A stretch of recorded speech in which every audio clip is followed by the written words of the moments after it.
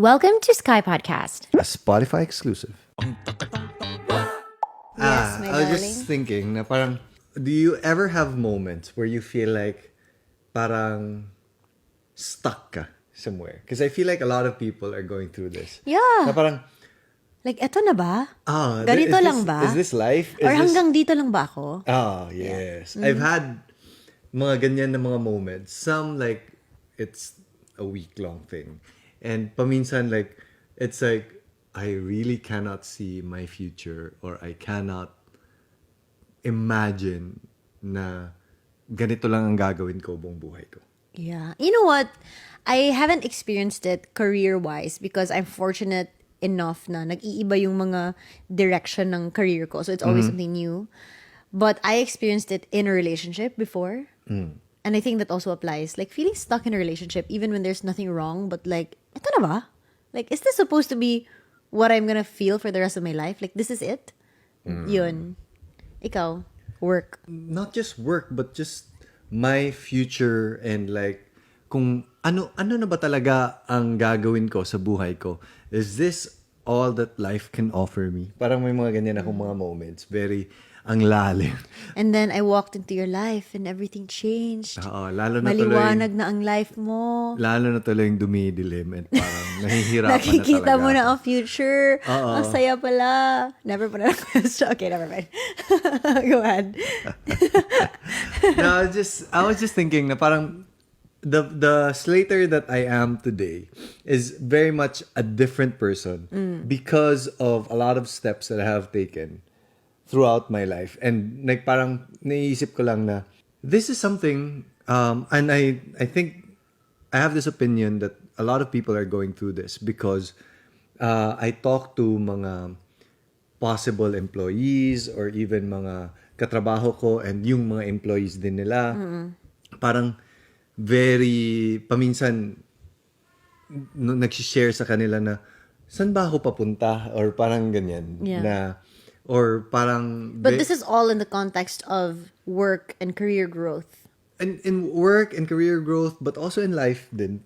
Pero I'm just thinking na parang nangyayari to, especially now, because we have a lot of access to a lot of things on social media and the internet na parang, bakit sila ganito na? Exactly. Bakit ganyan? Tapos ako ganito lang. Yeah. Oh, the same naman yung job namin. Bakit siya, ito na yung salary? Or may mga bonus trip na gano'n. Tapos ako Yes. wala. Like, Oo. everything's a comparison these days because of Yes. social media. Yeah. Pero sa akin, when I was before nag-PBB ako, na naisip ko talaga na parang I was working for my father and parang naisip ko na, is this it? It wasn't a bad life. And there was no social media then, love. Oh, wala. Even then, parang, is this it? Like, I wake up in the morning, I go to work, and then I go home. Hindi naman ako unmotivated, pero wala din akong inspiration. Parang, okay, parang doing the motions, trabaho ng trabaho, tapos balik, and then maybe go out on the weekends, and then, until parang umabot siya ng parang cycle na siya. You know, I think a lot of people can relate to that. And I think that's also what you tell me all the time. na when you retire, it's not the life that you expect to have, that you're going to be contented forever doing nothing. Because when Yes. you're doing nothing and nothing is progressing in your life, Oo. parang it's gonna bore you and it's gonna eat up in your brain. Like, is this it? Diba? Feeling ko, lahat tayo, parang gusto natin makikita yung life natin na umaabante tayo. Yeah. I think that's one thing also of having a good hobby or a sport na parang makikita mo na, I'm improving with this. Maybe it's like, you play golf or you play tennis na parang, okay, hindi ko kaya tong forehand na to, pero after a while, nag-start na improve. Diba? Parang, it gives you a little bit of parang motivation to see what you can do next. Yeah, I ganun. feel like that's also why a lot of the workouts that I do, hindi siya naglalast. If Yeah. it's just me like following a video and I have no idea what I'm doing, as opposed to like if you sign up for a course or like a class and then first your beginner class and then you go to the next Yes. class or like your Yes. coach tells you you're improving or this is getting better, you're more motivated to keep going even if it's the same thing that you're doing over and over again because you know that it's moving forward. Yeah. So, in my story, parang ganyan din nafe-feel ko. But, hindi lang before PBB, even after PBB, when I won, maybe a year after that, parang nagiging routine na rin siya na parang, in showbiz. in showbiz. Like parang, oh, I attend this event or I have a shoot and then at night, lumalabas and then balik na naman. So I feel like, especially when we feel like we are not moving forward, dun talaga tayo medyo in a rut na parang hindi natin nakikita yung growth. Oo. What advice would you have for someone na kind of like stuck? You know, that also applies to even just in a less intense way. For example, work. Diba? We can't expect our growth in work to be coming so fast. Baka sometimes matagal ang promotion or whatever. Or like for example, content creation. Minsan stuck ka, hindi mo alam kung anong gagawin. Diba?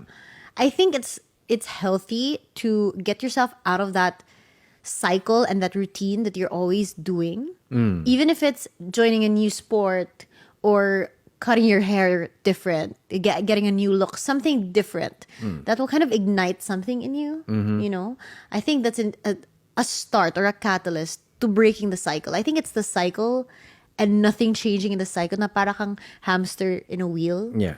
If you kind of do something to break that, I think that's a healthy start. Yeah. Sa akin, I feel like I've did a lot of like big steps in my life na parang, magsistop ako sa pag-showbiz. Like, ang laki ng magne-negosyo ako. You know what? You really are a risk taker, no? Hindi siya risk taker. I feel like, I don't see it as a risk.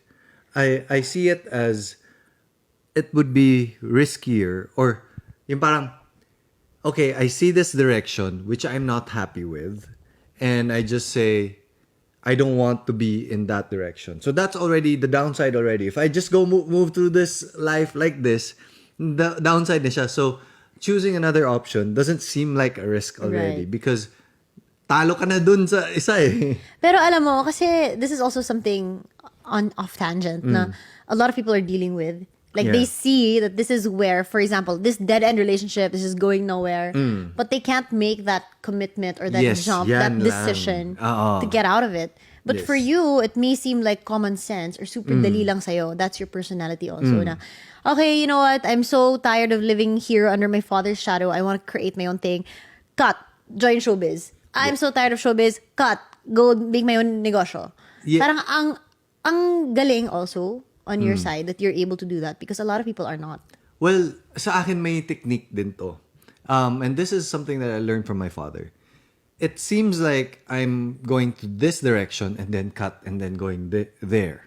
But in reality, it's calculated in a way na I'm not cutting it right there and then and moving to something else. It's more of like I'm mixing it together before I can say, okay, I can let go of this na. Okay. If you guys want to hear the full episode, you can Check us out on Spotify. Spotify.